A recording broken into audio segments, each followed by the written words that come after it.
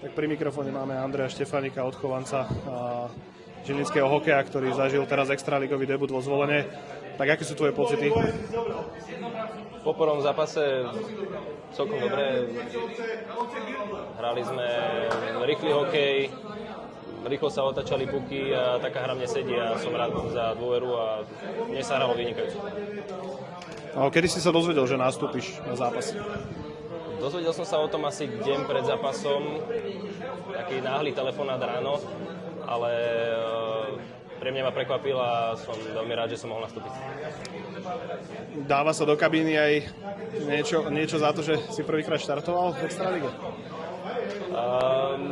Patrilo by sa asi niečo tým, že to bol meninový deň dneska. My, že máme meniny, tak chalanom som nejakú pozornosť doniesol do šatne a všetci si pochvalovali, tak hádam, to je v poriadku.